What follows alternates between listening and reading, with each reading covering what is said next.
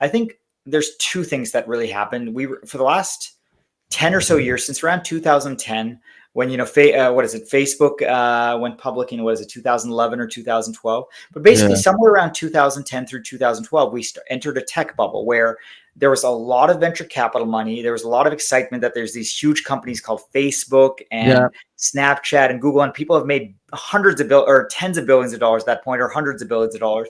So number one, there was a lot of money. Number two, there was a lot of excitement. And what that meant is that when there's a lot of money and a lot of excitement, there's Yep. less rigor.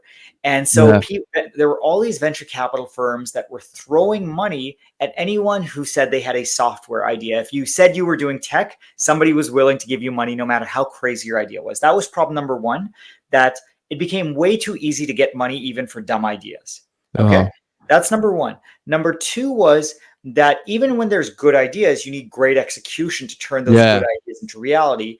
And so the second problem was that there were a lot of organizations that were being led by inexperienced or ineffective leaders, right? Just because you're 22, if you're 22 years old, and let's imagine you have a great company idea, do you actually know how to run a company or scale a company? Yeah. And so you ended up, in lack of a good word, a kind of pejorative term is the tech bro culture, right? You had all these 22-year-old men who were not necessarily good leaders or perhaps even good people. You've heard some like really horrible things coming out of some of the behaviors in these, bro-y cultures.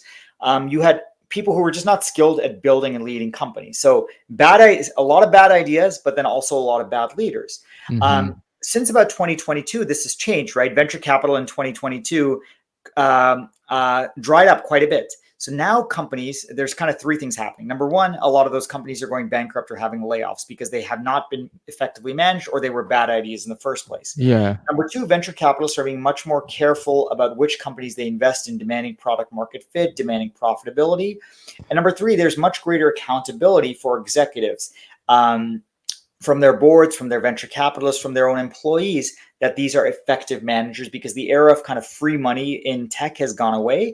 And that's actually a great thing. Well, it's a great thing for companies like IdeaScale that we think we're extraordinarily well managed. And that is why we, when our customers come to us and ask us to look at our books or look at our financials, we love to show it because we're rock solid. If you go with some of these competitors, they may not be around in 12 months because they'll run out of money. You can take a look at my money. My servers will be on in 12 months. My product is great. I'm still investing in it. I'm not firing my engineers or my product designers. In fact, I'm investing more in that. That's a really good feeling.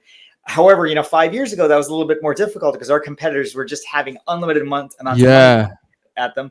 That was a little frustrating for us. Today, it's the shoe is on the other foot. And it's a really good feeling to know, hey, the long-term discipline that we employed, it may have been a handicap 5 years ago. Today, it's an extraordinary advantage.